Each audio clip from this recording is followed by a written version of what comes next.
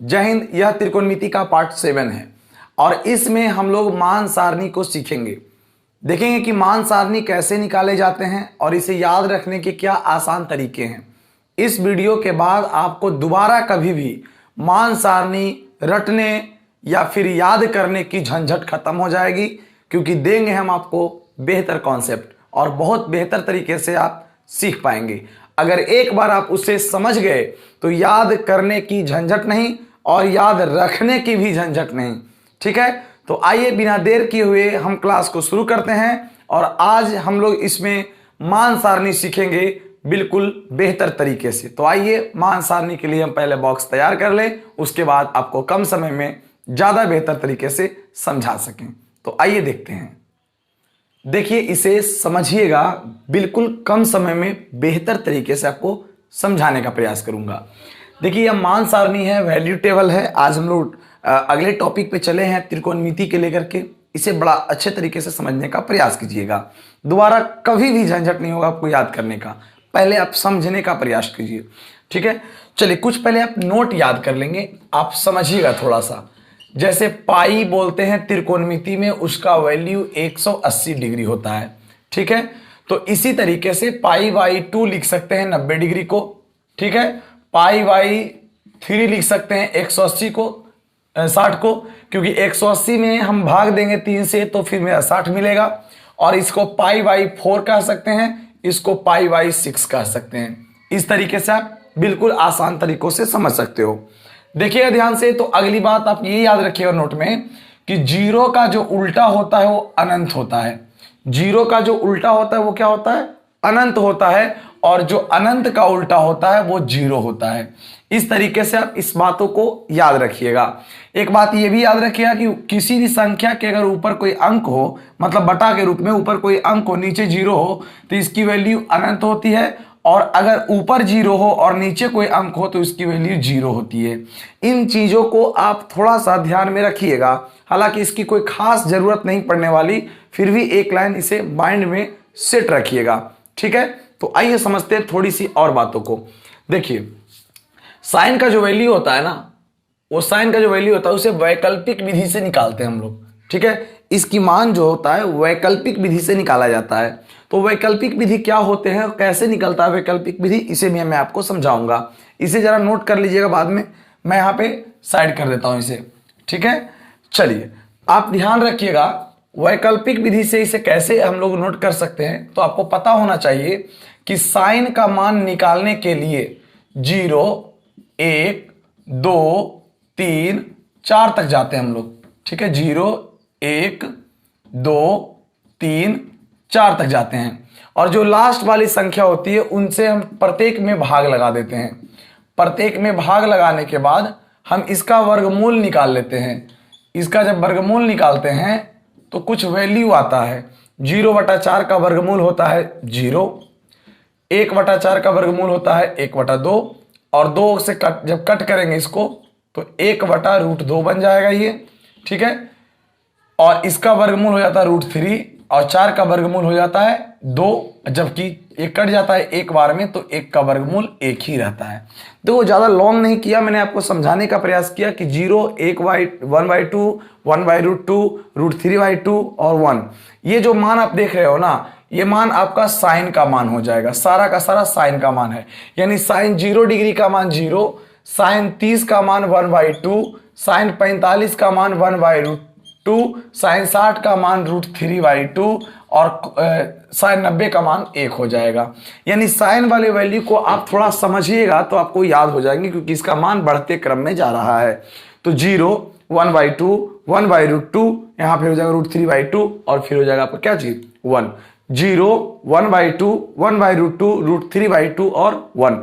ठीक इसी तरह से कॉस वाले मान निकालने के लिए इसको उलट देते हैं। मतलब एक जो लास्ट से शुरू हुआ है उसको पहले कर देते हैं, √3/2 को इधर लिख देते हैं √3/2, 1/√2 को 1/√2 यहां रखते हैं और 1/2 को 1/2 और 0 को यहां कर देते हैं। यानी इसको समझा जाता है, याद या रटना नहीं है, समझना है कि जो साइन 60 का मान था वो 30 के जगह पर आ चुका है कॉस में। तो साइन 60 का मान था √3/2, तो कॉस 30 का मान हो जाएगा √3/2। इस तरीके से आप इसमें याद रखेंगे। एक नंबर के एग्जाम में ये भी पूछता है कि साइन थीटा और कॉस थीटा कब बराबर होते हैं, तो बोलेंगे 45 डिग्री में दोनों आपस में क्या होते हैं, बराबर हो जाता है। यहां याद रखिएगा साइन 0 का मान 0 जबकि कॉस 0 का मान 1 होता है। साइन 90 का मान 1 तो कॉस 90 का मान 0 होता है। तो ये साइन और कॉस का निकालने का बहुत बेहतर विकल्प आपके पास है, आसानी से निकाल सकते हैं। आपने पढ़ा होगा साइन थीटा बटे कॉस थीटा बराबर टेन थीटा। तो देखिए कुछ लोग आपको ना बटा कर करके निकलवाएंगे मान, है ना, कि साइन थीटा का मान निकालना है। जैसे मान लिया आपको निकालना है टेन 30 डिग्री का मान, तो टेन 30 डिग्री का मान निकालने के लिए आपको साइन 30 का मान बटा करना होगा और कॉस 30 का मान बटा करना होगा, तभी आप टेन 30 का मान निकाल सकते हो। सही है ना। तो हम क्या करेंगे जरा समझिएगा, इतना करने का वक्त नहीं है हमारे पास, आप थोड़ा फास्ट करना सीखेंगे। तो देखिए क्या करते हैं, इसको तुम बटा मान लो कि ये आपका बटा है, ठीक है, इसको आप बटा मान लो। किसी को तो पता भी नहीं चलेगा कि आप बटा मान ले, आप एक लाइन को बटा मान रखे हो, इसीलिए इसको माइंड में अपने मन में रखेंगे, ठीक है। चलिए तो 0/1 अभी आपको सिखाया था, 0/1 तो क्या होता है 0, 1/2 है, √3/2 है, तो 2 से 2 कैंसिल हो जाएगा, तो 1/√3 हो जाएगा। लोग सोचते रहेंगे आप लिख रहे हो, इसका मतलब देखिएगा कि कैसे इतना जान रहा है भाई, ये तो बटा भी नहीं कर रहा है, आंसर लिख रहा है। यहाँ पूरा से पूरा कैंसिल हो जाएगा तो 1 मिलेगा, 2 से 2 कैंसिल हो जाएगा तो सिर्फ √3 मिलेगा, और 1/0 का मतलब अनंत होता है। तो बड़ा आसानी से साइन कॉस टेन का मान याद हो गया। याद क्या करना, सिर्फ समझना है। 1-2 बार का कॉपी में लिख दीजिए आप, देखिए आपको याद हो जाएगा, दोबारा कभी याद करने की जरूरत नहीं पड़ेगी। तो साइन का मान, कॉस का मान, टेन का मान, ये मस्ट है, बिल्कुल आपको बार बार प्रैक्टिस करने की जरूरत है। 1-2 बार लिखिएगा तो लिखने से क्या होता है ना कि एग्जाम में जब बनाने लगेंगे प्रश्न को तो सोचने का टाइम आपके पास जो बर्बाद कर देते सोचने में वो बच जाएगा आपका, डायरेक्ट हिंट कर देंगे। तो प्रैक्टिस बहुत क्या है, जरूरी है। तो बोलेंगे साइन 0 का मान 0, साइन 30 का मान 1/2, साइन 45 का मान 1/√2, साइन 60 का मान √3/2, साइन 90 का मान 1। ठीक उसी तरीके से कॉस का मान उलट के बोलेंगे, कॉस का मान बोलेंगे कॉस 0 का मान 0 1, कॉस 0 का मान 1, कॉस 30 का मान बोलेंगे तो बोलेंगे √3/2, कॉस 45 का मान 1/√2, कॉस 60 का मान 1/2 और कॉस 90 का मान 0 हो जाएगा। ठीक एक दूसरे का उल्टा। टेन में तो बड़ा आसान सा तरीका है, टेन 0 का मान 0, टेन 30 का मान 1/√3, टेन 45 का मान 1, टेन 60 का मान √3 और टेन 90 का मान इन्फिनिटिव। बिल्कुल अनंत तरीके से याद करेंगे, अनंत हो जाएगा इसका मान। यहां पर ध्यान दीजिएगा कि टेन 30 बार बार प्रयोग होंगे तो टेन 30 का मान 1/√3 जबकि 60 का मान √3, 45 का मान 1 फिक्स है, 0 का मान 0 है, अनंत का 90 का मान अनंत होता है। 1-2 बार माइंड को समझाइए, 2 बार 3 बार लिखिए, बैठ करके एकदम 5-10 बार रगड़ दीजिए एकदम टेन वाला सारणी को। क्यों नहीं याद होगा, 0, 1/√3, 1, √3 और इन्फिनिटिव। इस तरीके से बार बार रिपीट करिएगा, याद हो जाएगा। देखिए बाकी आपको याद नहीं करना, आज के बाद दोबारा मैं इसे याद भी नहीं करने कहूंगा, ना रटने कहूंगा, ना पढ़ने कहूंगा, सिर्फ माइंड में सेट करना है आपको। बोलिएगा साइन का उल्टा क्या होता है, तो आपने पढ़ा है कि साइन का उल्टा होता है कॉसेक। तो जितना भी साइन वाला जो सारणी में देख रहे हो ना, उलट के सब कॉसेक वाला में डाल दीजिए। साइन का उल्टा कॉसेक होता है, डाल दीजिए। 0 के उल्टा अनंत, 1/2 का उल्टा 2/1, तो सिर्फ 2 लिखेंगे। 1/√2 का उल्टा हो जाएगा √2, यहाँ पे √3/2 का उल्टा हो जाएगा 2/√3, और यहाँ पर 1 का उल्टा हो जाएगा 1। कितना आसान तरीका से कॉसेक का भी सारणी बन गया। मैंने कहा कॉस का उल्टा सेक होता है, तो कॉस वाला जितना भी मान है सबको उलट दीजिए। 1 का उल्टा 1, √3/2 का उल्टा 2/√3, और 1/2 का उल्टा √2, और यहां पर 1/2 का उल्टा 2, और 0 का उल्टा क्या होगा, अनंत हो जाएगा। मैंने कहा टेन का उल्टा कॉट होता है, आप याद कर रखे हो, तो टेन वाला का सारा का मान का उलट दीजिए, कॉट में भर दीजिए। 0 का उल्टा हो जाएगा अनंत, 1/√3 का हो जाएगा √3, और 1 का हो जाएगा 1, √3 का हो जाएगा 1/√3, और अनंत का हो जाएगा 0। तो ये जो देख रहे हो ना कॉसेक सेक कॉट, इनका मान याद नहीं करते हैं, बल्कि इनका मान को समझा जाता है और समझने का प्रयास करते हैं। जरा समझिएगा कि साइन कॉस टेन तो हमको फिक्स एकदम माइंड में एकदम सेट कर लीजिए। 2 बार 3 बार 4 बार 5 बार पढ़ के सेट कर लीजिए। साइन कॉस टेन इनका मान याद नहीं करना, एक बार खाली देख लीजिए क्या ऐसा होता है। भरने में तो बड़ा आसान हो गया, बट याद कैसे रखेंगे, तो आइए मैं आपको समझाता हूं बहुत बेहतर तरीके से। आइए बस 2 मिनट और लगेगा।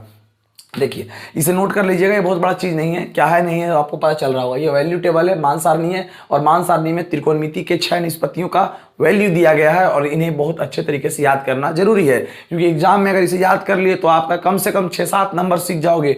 6-7 नंबर सिर्फ इसी से आपको मिलने वाले हैं, तो इसलिए इसे बहुत अति महत्वपूर्ण समझें और याद रखेंगे।